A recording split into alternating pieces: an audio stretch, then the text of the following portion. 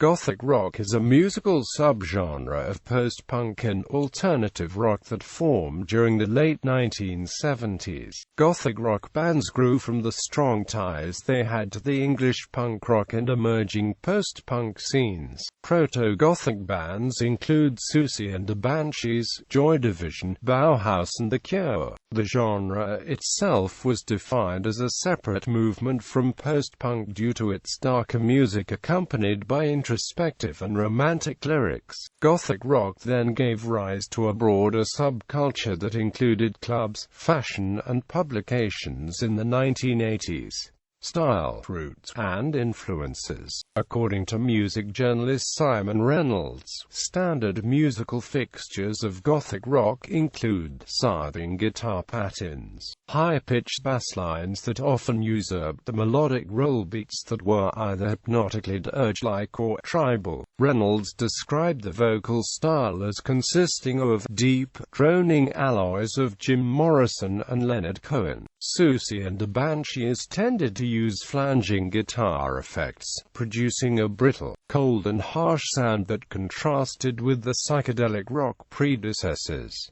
Several acts use drum machines downplaying the rhythm's backbeat. Gothic rock typically deals with dark themes addressed through lyrics and the music's atmosphere. The poetic sensibilities of the genre led Gothic rock lyrics to exhibit literary romanticism, morbidity, religious symbolism, or supernatural mysticism. Musicians who initially shaped the aesthetics and musical conventions of Gothic rock include Mark Bolan, the Velvet Underground, The Doors, David Bowie, Iggy Pop and the Sex Pistols. Journalist Kurt Loder would write that the song, All Tomorrow's Parties by the Velvet Underground is a mesmerizing Gothic rock masterpiece. However, Reynolds considers Alice Cooper as the true and godly godfather of goth due to his theatrics and black humor. Nico's 1969 album The Marble Index is sometimes described as the first goth album, with its stark sound, somber lyrics, and Nico's deliberate change in her look.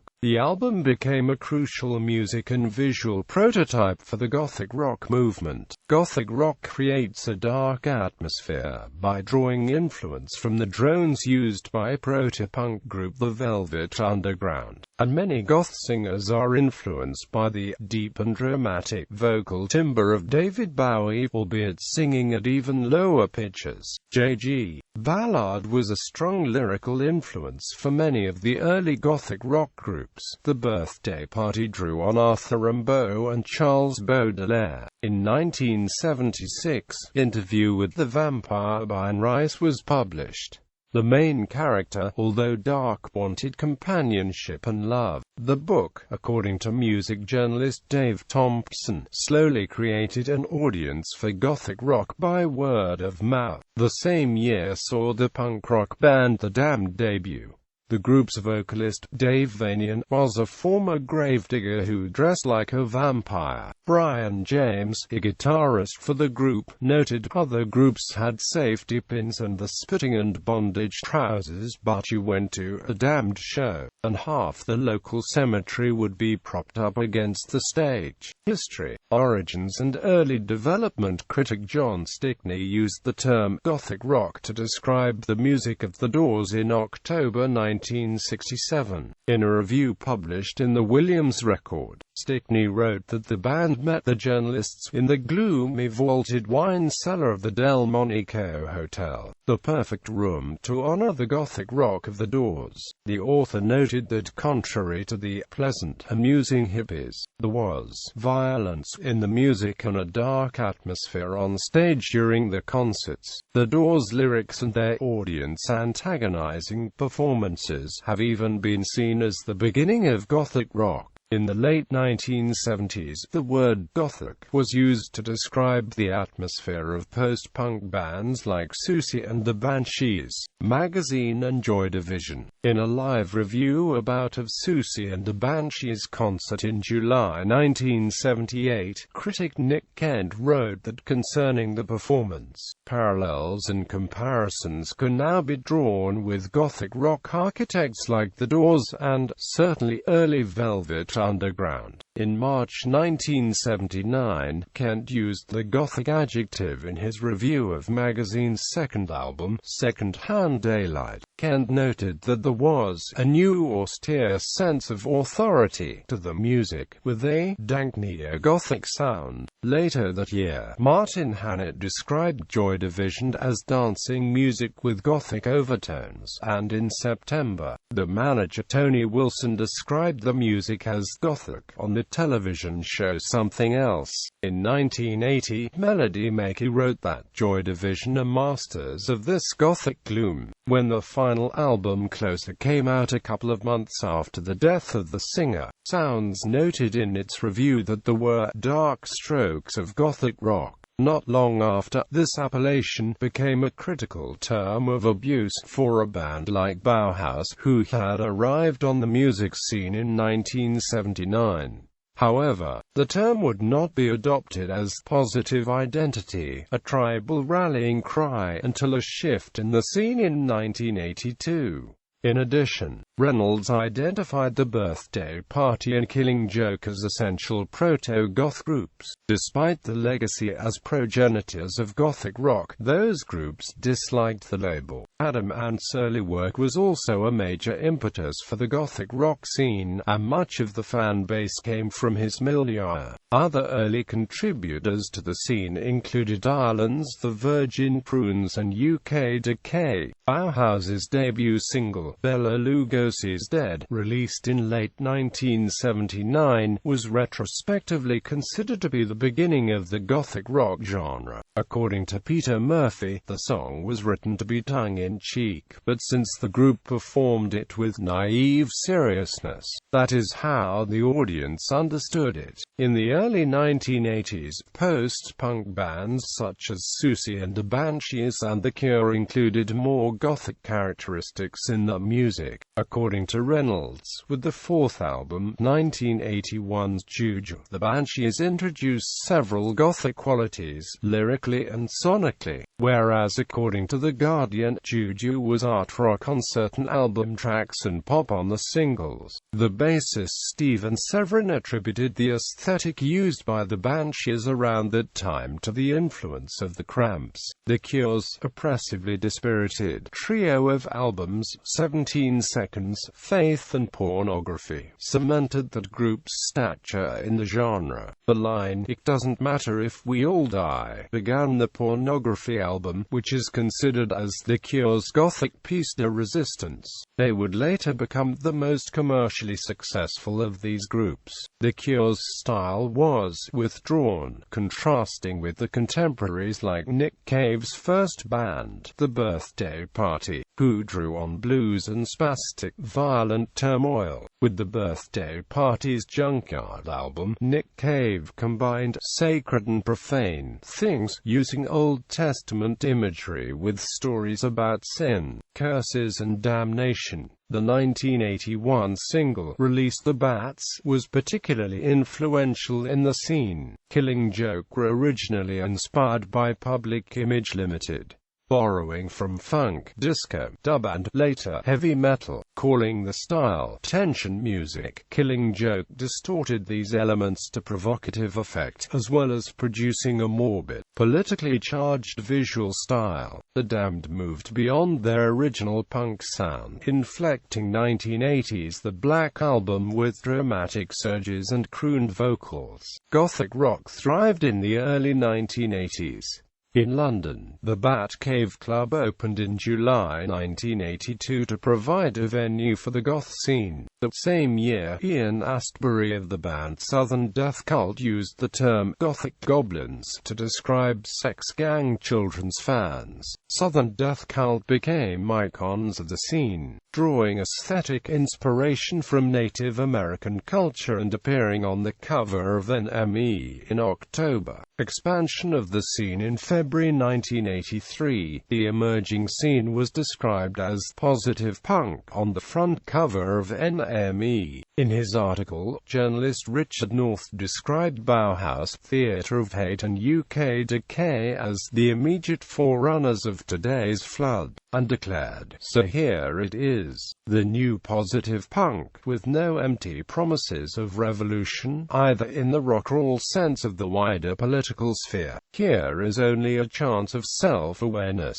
of personal revolution, of colourful perception and galvanization of the imagination that startles the slumbering mind and body from the sloth." That year, myriad goth groups emerged, including Flesh for Lulu, Play Dead, Ruby La Ballet, Gene Loves Jezebel, Blood and Roses and Ozgang. The 04 AD label released music in a more ethereal style by groups such as Cocteau Twins, Dead Can Dance and Ex Mal Deutschland. The Icelandic group KUKL also appeared in this period, which included Björk and other musicians who later participated in the Sugar Cubes. Reynolds has spoken of a shift from early goth to gothic rock proper, advanced by the Sisters of Mercy. As journalist Jennifer Park put it, the original blueprint for gothic rock had mutated significantly. Doom and gloom was no longer confined to its characteristic atmospherics, but as the Sisters demonstrated, it could really rock. The Sisters of Mercy, who cited influences such as Leonard Cohen, Gary Glitter, Motorhead, The Stooges, The Velvet Underground, The Birthday Party, Suicide and The Fall, created a new, harder form of gothic rock. In addition, they incorporated a drum machine. Reynolds identified the 1983 single, Temple of Love, as the quintessential goth anthem of the year, along with Southern Death Cult's Fat Man. The group created their own record label, Merciful Release, which also signed the March Violets, who performed in a similar style. According to Simon Reynolds, the March Violets imitated Joy Division sonically. Another band, the Dance Society, was particularly inspired by the Cure's pornography period. Subsequent developments. American Gothic rock began with 45 Grave and Christian Death.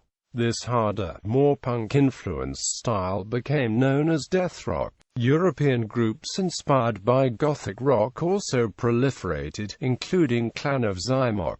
Southern Death Cult reformed as The Cult, a more conventional hard rock group. In the wake, The Mission, which included two former members of the Sisters of Mercy, achieved commercial success in the mid-1980s, as did Fields of the Nephilim and All About Eve. Other bands who continue to be associated with Gothic rock include Alien Sex Fiend, All Living Fear, and also The Trees, Balaam and the Angel, Claytown Troop, Dream Disciples, Feeding Fingers, Incubus Succubus, Libertina, Nosferatu, Rosetta Stone and Suspiria. The 1990s saw a resurgence of the goth subculture, fueled largely by crossover from the industrial, electronic and metal scenes, and goth culture and aesthetic again worked itself into the mainstream consciousness, inspiring thriving goth music scenes in most cities and notoriety throughout popular culture. In the 2000s, critics regularly noticed the influence of goth on new bands.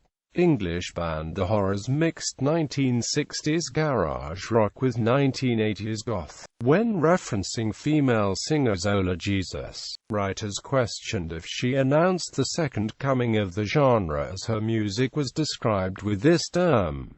Visual elements. In terms of fashion, Gothic bands incorporated influences from 19th-century Gothic literature along with horror films and, to a lesser extent, the BDSM culture. Gothic fashions within the subculture range from death rock, punk, androgynous, Victorian, some Renaissance and medieval style attire, or combinations of the above, most often with black clothing, makeup and hair.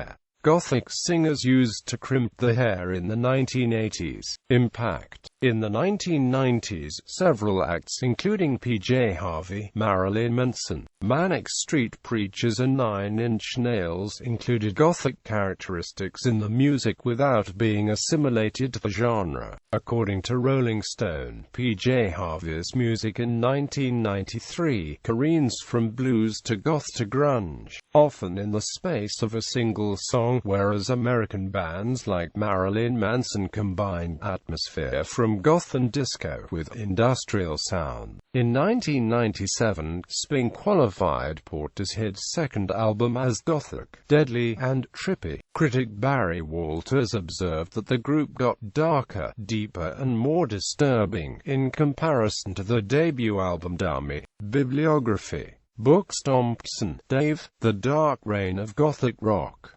Helter Skelter, ISBN 9781900924,481. Charlton, Catherine. Rock Music Styles. McGraw-Hill, ISBN 007249555-3. Furyk, Maxim W. The Death Proclamation of Generation X, a self-fulfilling prophecy of goth, grunge and heroin. A Universe. ISBN 9780595463190. Goodlad LMEBM. Goth Undead Subculture. Duke University Press. ISBN 08223-39218. Anarim, James. Bela Lugosi's Dead and I Don't Feel So Good Either. Stars Don't Stand Still in the Sky. Music and Myth. NYU Press. pp. 78-87. ISBN 08147472772. Kilpatrick, Nancy. The Goth Bible, a Compendium for the Darkly Inclined.